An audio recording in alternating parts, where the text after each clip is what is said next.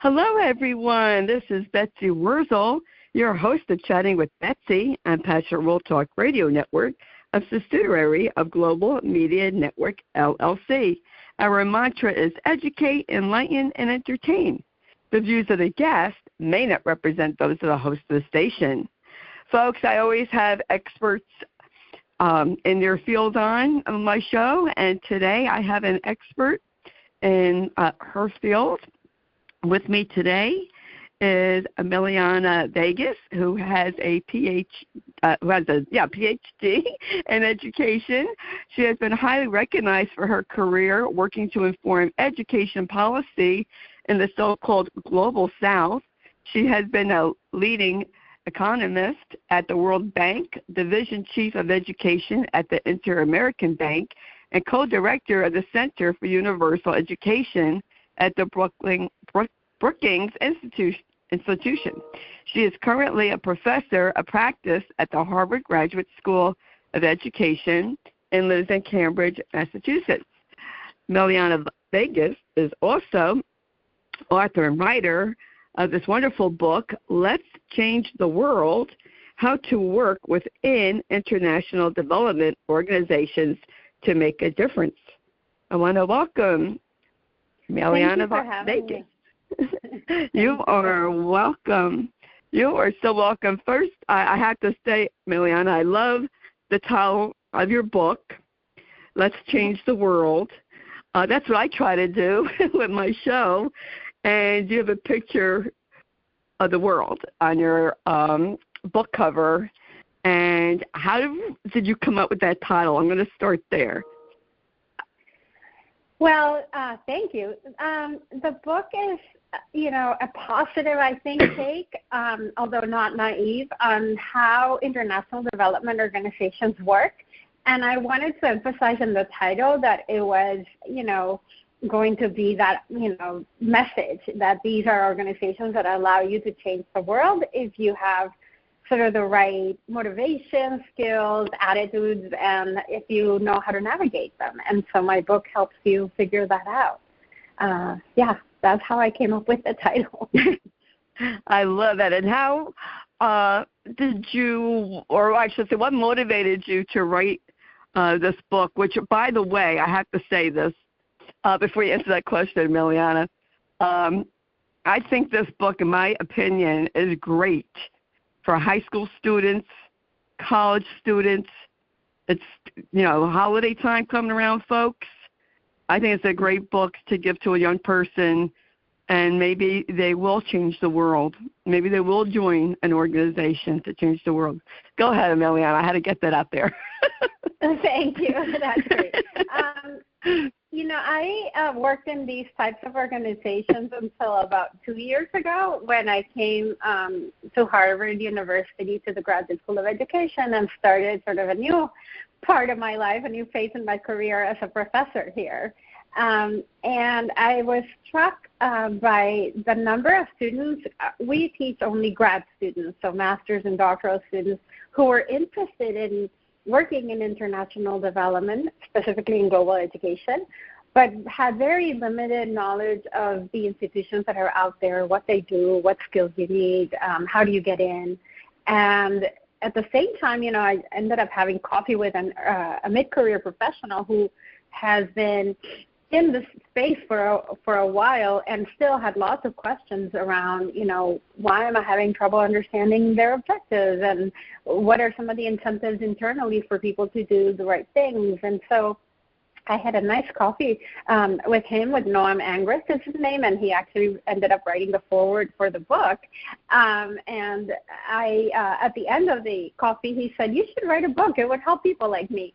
So literally it was sort of planted in my head. I had not planned to do this, but I think the combination of having, been in the space for so many years and coming to now have the time and being around young people and who wanted to enter this space and had limited information, was the right combination. And I had the time because I was, in an academic position. So it's great. It all kind of came together. I think it's great. A throwback to because I am middle-aged. When I think of changing the world back in my time, back when I was actually a youngster, Peace Corps was very, very big at that time. Join the Peace Corps. Is that an international development organization? I was wondering if that was one of them. It's not. So it's not the type of organization that I am thinking about, because you can't really make a career in the Peace Corps. So the people who have a career in the Peace Corps are sort of the administrators. But it's really, I would say, a fellowship program to get started in international development. But then if you want a career, you want to look at more, organizations like the United Nations, the World Bank, the regional development banks, implementing organizations like Save the Children, UNICEF, or advisors to these organizations, many think tanks and consulting firms. So there's a lot of different organizations that work in the space. I think what I try to distinguish, the difference with the Peace Corps, I think the Peace Corps is a great way for particularly U.S. citizens, because it's a U.S. program funding recent college grads to go abroad to work and do service in a low and middle income country.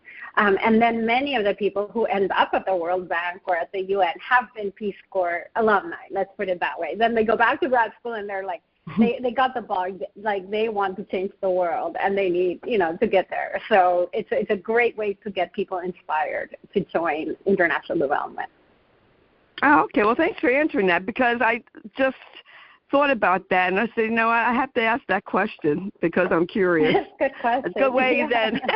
It's a good way then to get your feet wet. So to get to what we would, as we would say way back.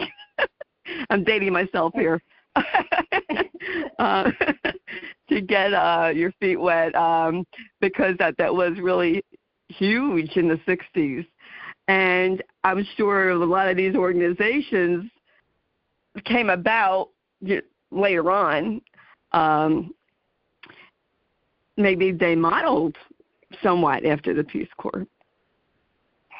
Yeah, I think so.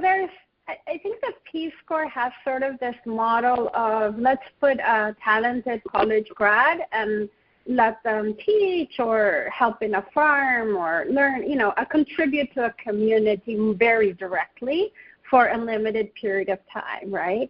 The organizations that I worked in have different, so they were mostly founded after World War II, the World Bank, the United Nations, and their missions were slightly different, but they were part of a let's say, a global architecture that was designed to help countries recover from the war and also to prevent similar wars in the future. And so if you think of the United Nations main charter is to promote peace and prosperity.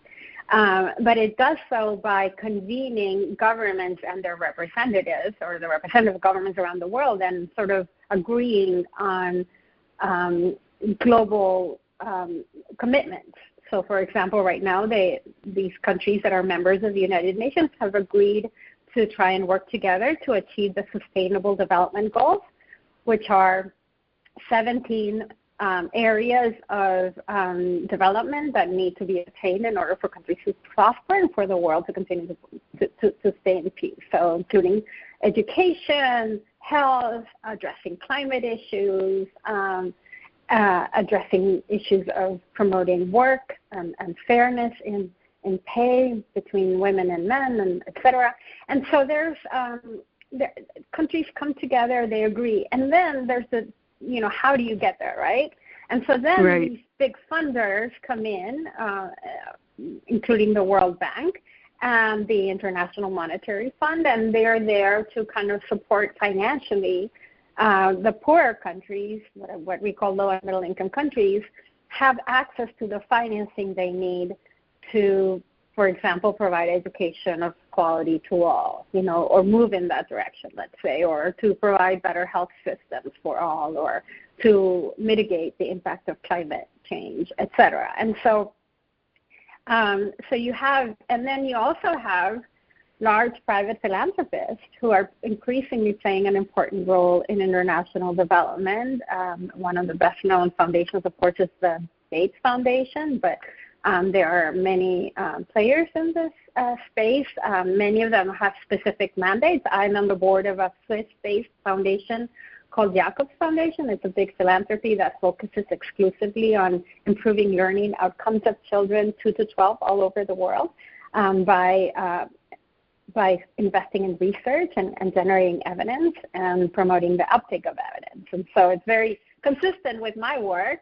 But like that, there are so many different both funding organizations that provide technical advice, organizations that convene the main stakeholders, like Brookings, where I used to work, and the UN at a much larger scale. And then organizations that are really what I call the implementers and have boots on the ground, have different staff members deployed all over the world, specifically many of them in very sort of conflict-ridden, difficult areas to work where you really need to bring capacity from outside because those governments have very fragile capacities in their societies. And so their goal is to really deliver in the short term. For example, you can imagine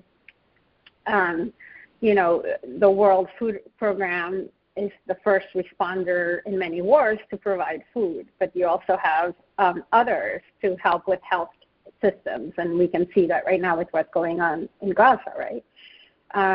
So it's a fascinating field if you want to make a difference among the most vulnerable people in the world, and you can do it from multiple angles. There's so much need, and I think the exciting part is that you can learn a lot and you can get a lot of training to how to do it well and how to inform better decisions. That was more my focus, was how do I do the kind of research that will enable education decision makers to make better decisions to improve quality and equity of education. I'll tell you, it sounds exciting. I mean, if I was a young person, high school, or I'd say my first 2 years in college, I would be contemplating, like, how do I get involved?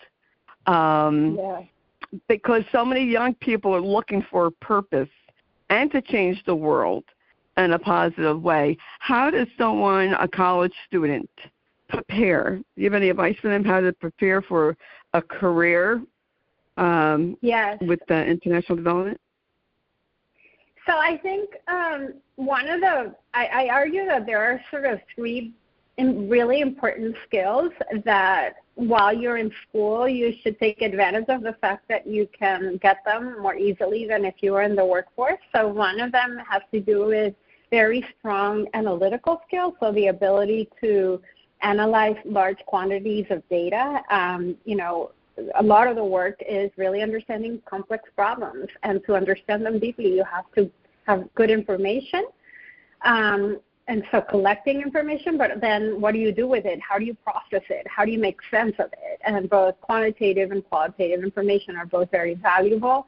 And then a second important, I think, skill is how do you communicate it in a way that is simple for decision makers to understand. So we work a lot with our students, not just in the analytical part and how do you analyze data, but also how do you communicate it effectively? How do you write an effective email or memo that persuades someone? Because in the end, in order to, enter this field and really have impact, you want to change people's minds, right? And you want to affect the decisions that people take. And so the best way to do it is with good evidence.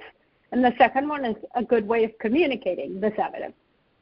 And then the third type of skill that I think is really important is, these organizations are filled with people from all over the world, with people who come from different cultural backgrounds, who have different perspectives around the world, different sense of humor, to put it mildly. And so being able to work across cultural differences with people who have different working styles and different views of the world is really important. So I'd say those are three really important. And then I would add to that education when you're in college is much more than just the courses that you take, but really building networks of, peers who think that they want to enter this world, get to know the professors who have experience in this world. To me, what opened the most doors were professors who suggested I meet other people who, were interested in the same field and who I, managed to stay in touch with over many years. And so I think that's really important to kind of network early, network smartly, and really get to know what are some of the experiences of people who have worked in this space and how could, that help you inform your own choices. That is great advice to know. Thank you, Liliana. And I would guess that knowing a second language is very beneficial.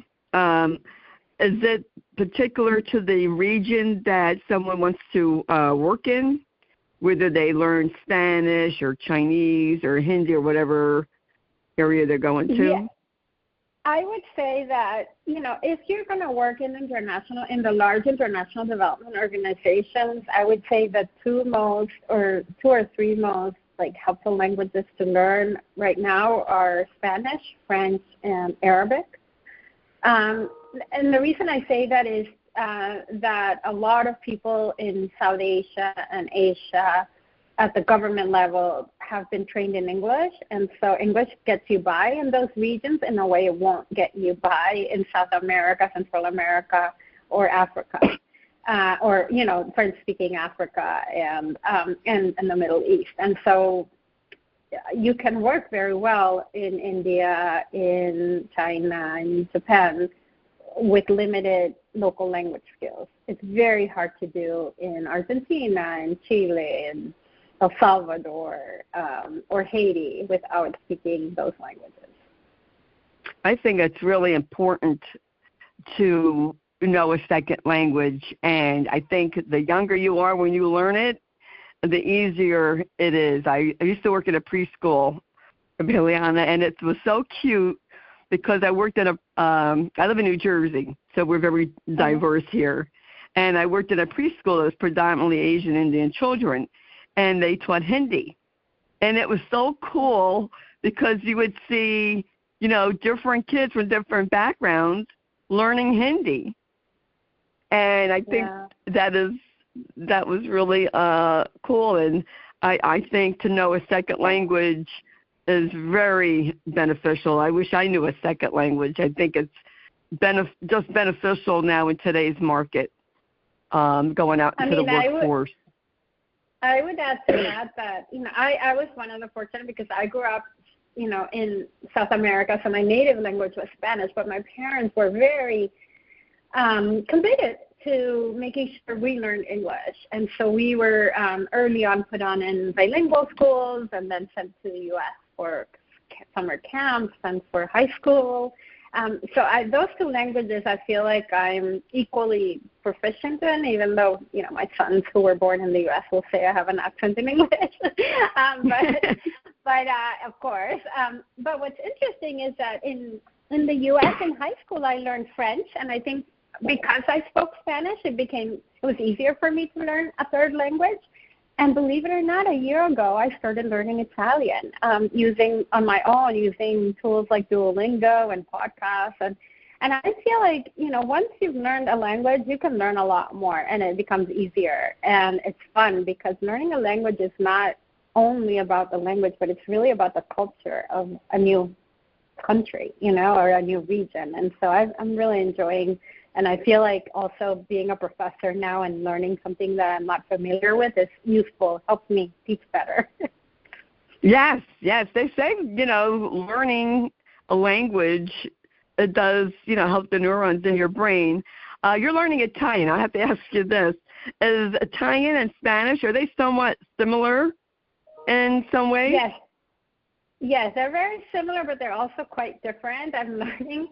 So, in fact, part of the reason I'm learning Italian is that my mother's family came to Venezuela from Italy. And a few years ago, we all started getting recognized as Italian. So I finally got my passport last year, and I felt like it was crazy to have a passport and not speak the language.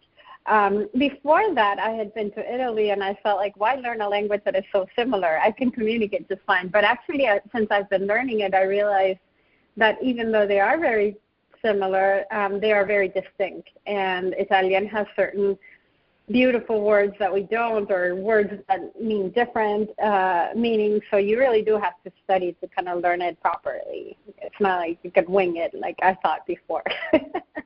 Yeah, that's true. It's funny because I asked that because there was a pizza place that I went to. The owners were Italian, but the workers were Spanish, and they understood each other. Yeah, so that happens. I was thinking, That's very common. Yeah, that must be very similar. What type of skills, or I should say, what type of education? You went over the skills. The education someone does need to apply to an international development organization. What are they looking for as far as education-wise and I would say experience?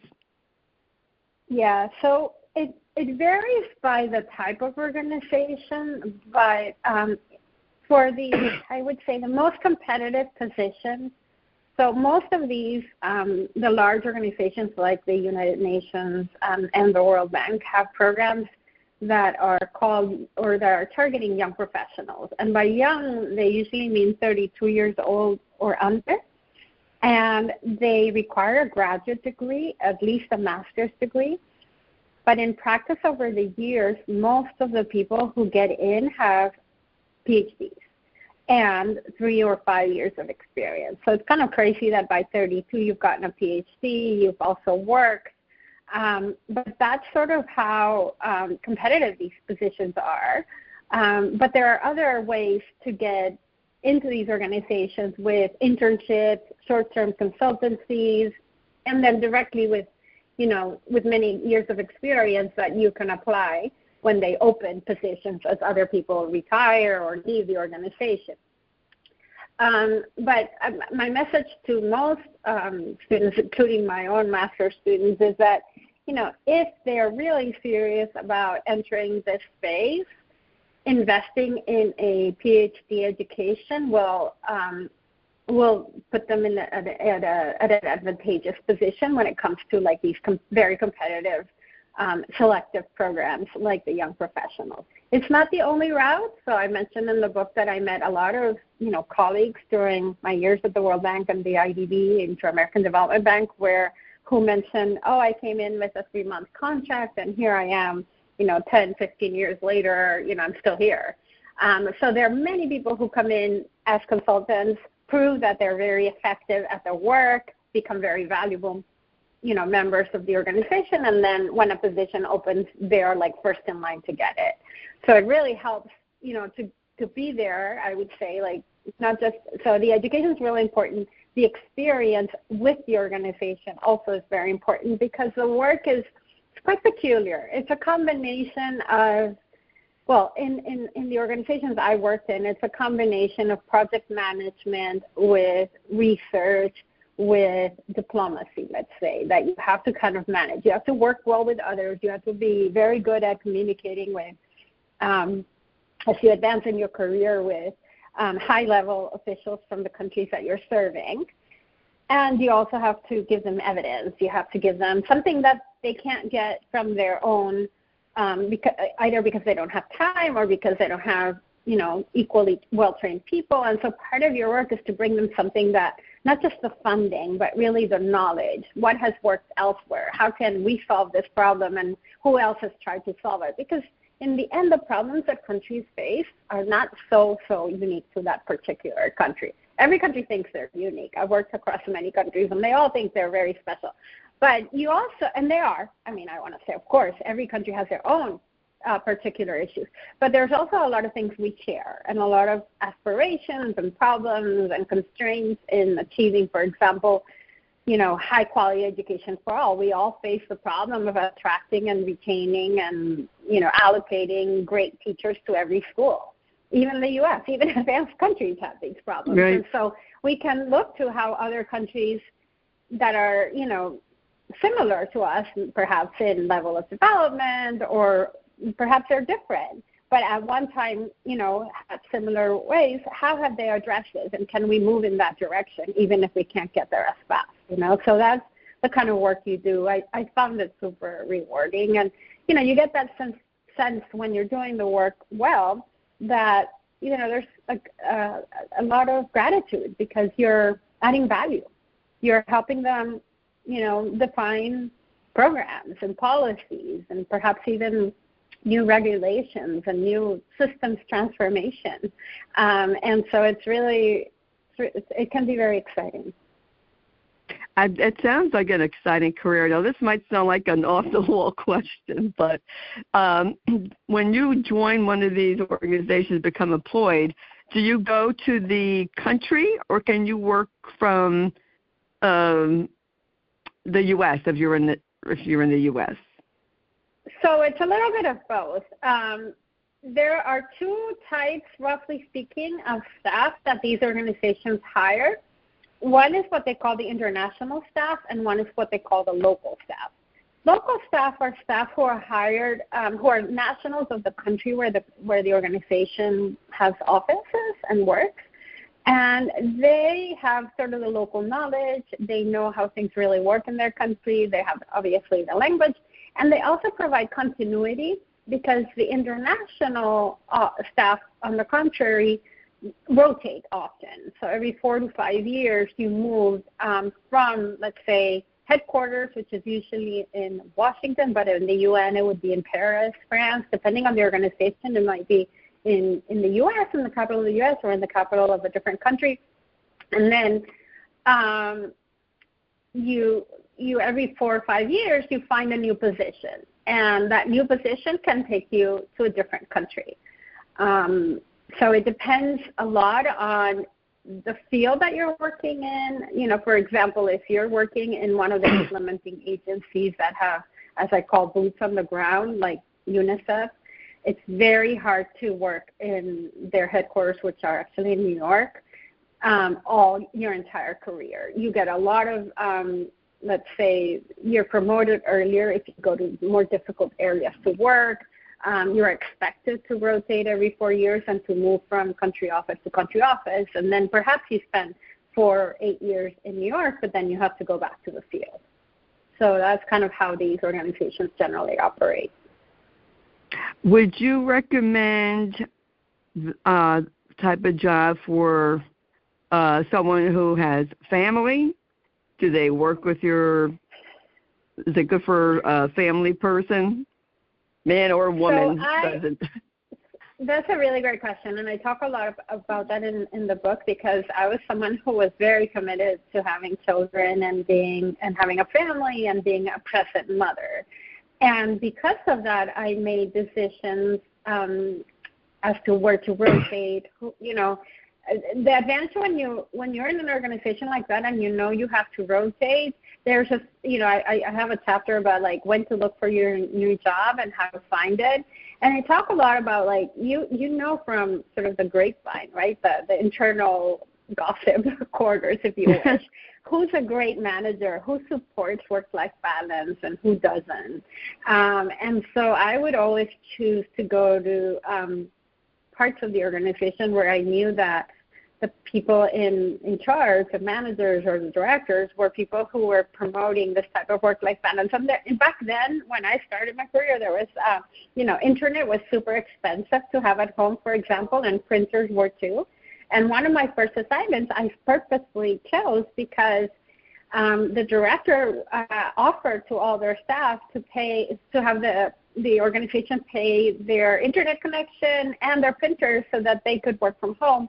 And there was an explicit message like, you don't need to be in the office. We recognize that you have to travel for your work, and we want you to be able to be at home when you're in DC, And so I found that super so I think, the organizations realize that if people don't have healthy families, they're not going to be productive professionals. Some are better than others. I would say it is hard for families who are, especially in the sort of implementing organizations, who really do have to move physically with their children.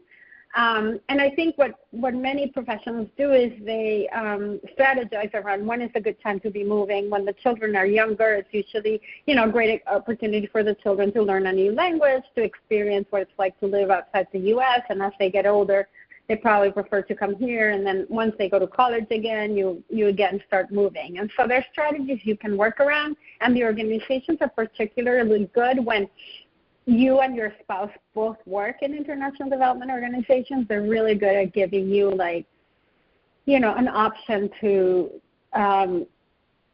work, because there's some rules around, two spouses can't work for the same, let's say, manager. But they'll figure out ways, maybe you can't work for the same office, but you can still have an office in that office reporting to someone else, So they tend to be very good. I do recommend it. I think you have to be clever.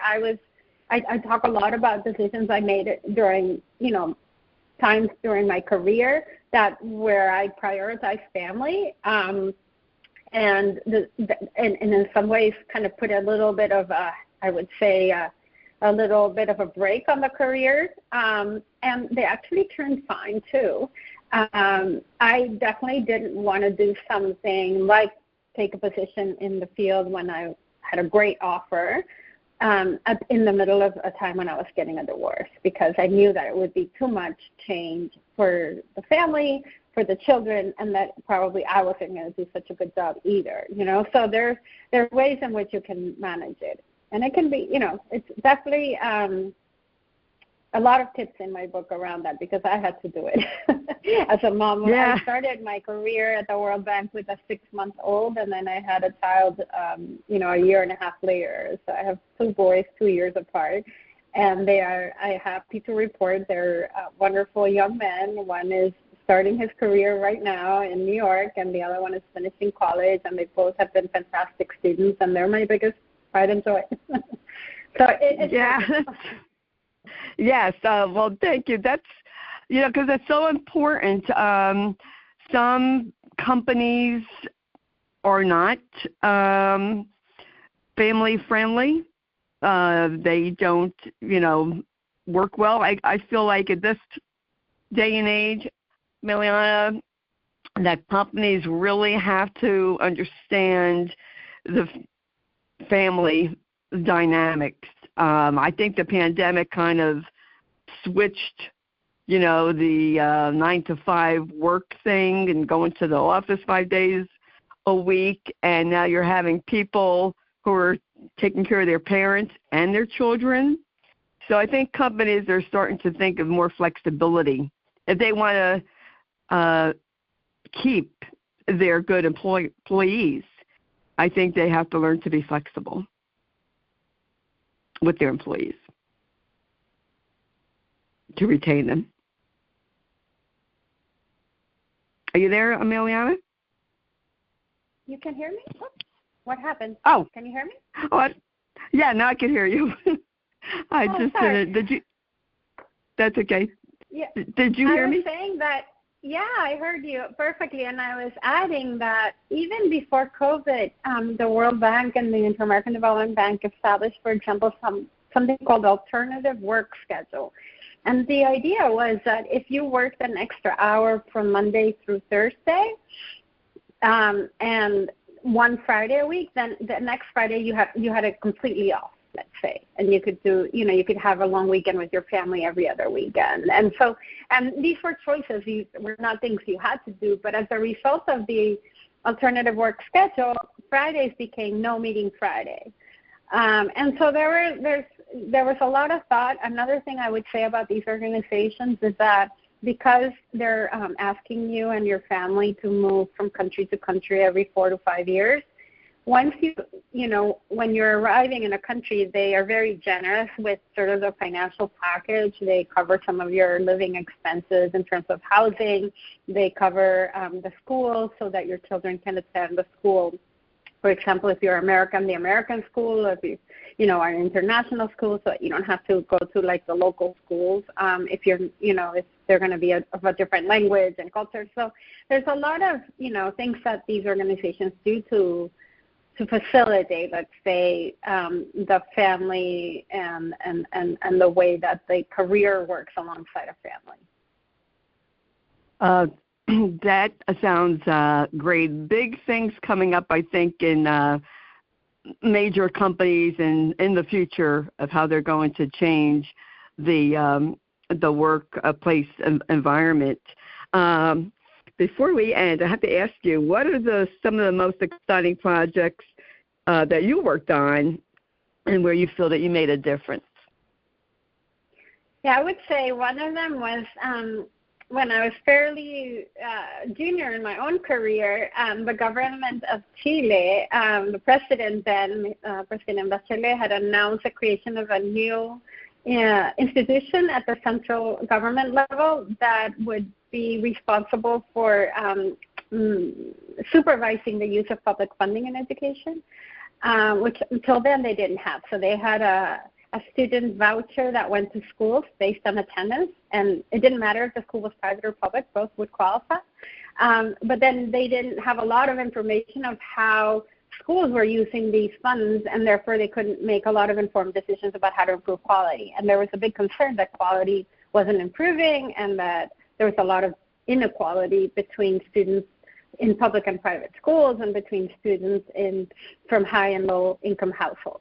And so they asked us to, provide advice based on how other countries around the world distributed these kinds of functions. Like the Ministry of Education was setting policy, it was providing the funding. This new agency would be looking at sort of how schools spent the money. And, I can talk about it for a long time, but it really was an exciting time for me, something I had never really done, which was to do this sort of work of understand the governance systems, if you wish, of education. But I was lucky I used my networks to try and find experts. And one of the advantages of being at a place like the World Bank is that, you call someone who can be very senior and you're not, but you're calling from the World Bank, so they'll pick up the phone. And I got the former head of the delivery unit for Prime Minister Tony Blair, Sir Michael Barber, who was very interested and generous with this guy in helping us advise the government of Chile. And also someone who had been superintendent of public schools in Seattle in Washington State and had introduced choice and a signing system akin to what Chile had at the time, but with more accountability. And so with that team, I did a lot of deep dives into a select group of countries that we agreed with the government of Chile would be good references for them. And then I made some preliminary, let's say, recommendations and went on a mission to Chile and presented these preliminary recommendations to every single important stakeholder, including the teachers' unions, the student organizations, of course, the parliament and the executive branches and the mayors. And it was interesting because we were in this role of really hearing from them what they were concerned about, where our recommendations on target or not.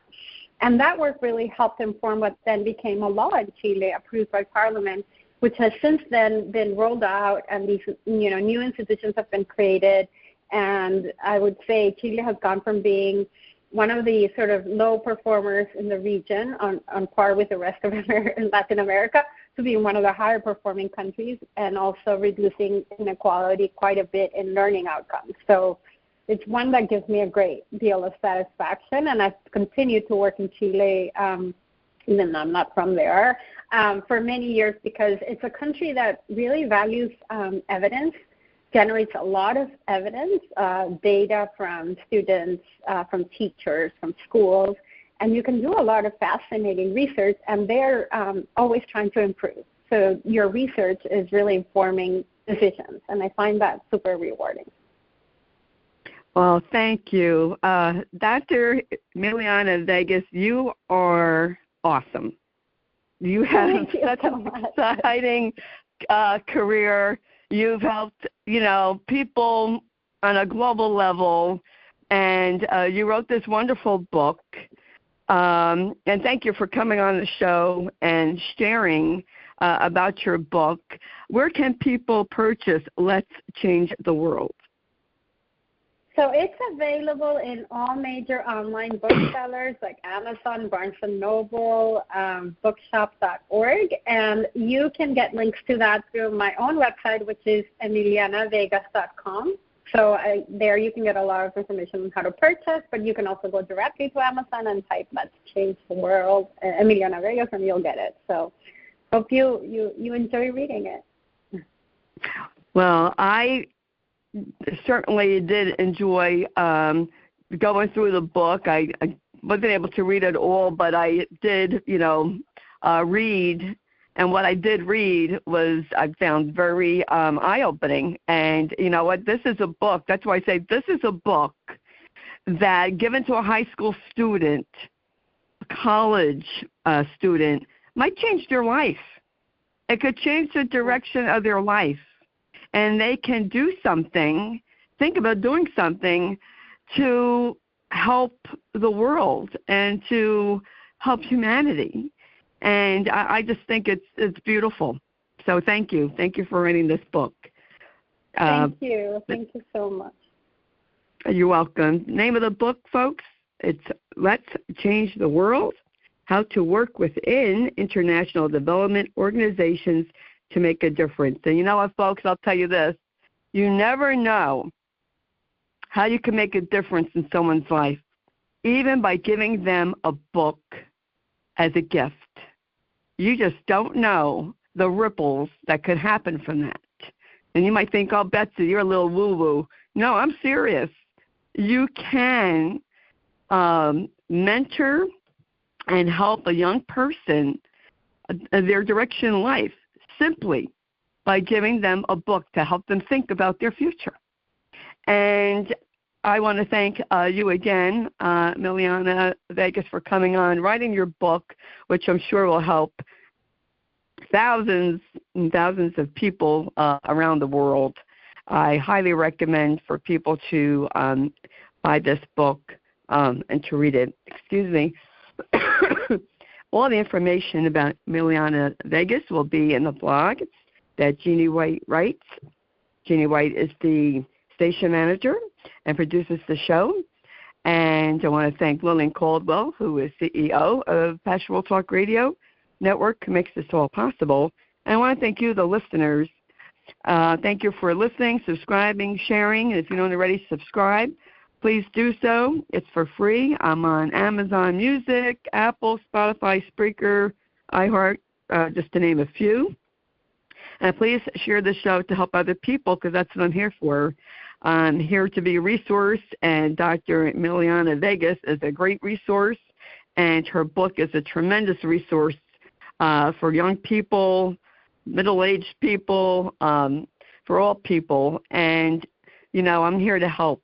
I'm here to be of service, and that's why I have wonderful guests on the show, phenomenal guests in their field.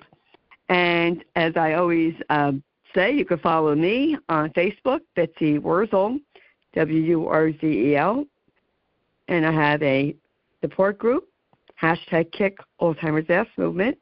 Excuse me. As I always say at the end of my show, in a world where you could be anything, please be kind and shine your light bright, because we need it now more than ever before. And I know Dr. Emiliana Vegas is shining her light. She's shining her light by doing what she does and teaching at Harvard and writing this book. She wrote this book to help other people. And that's what we all should be doing, is helping others. That's what we're here for. That's what I believe. This is Betsy Wurzel, your host of Chatting with Betsy and Pastoral Talk Radio Network, a subsidiary of Global Media Network, LLC. Till we chat again, be safe. Bye-bye now.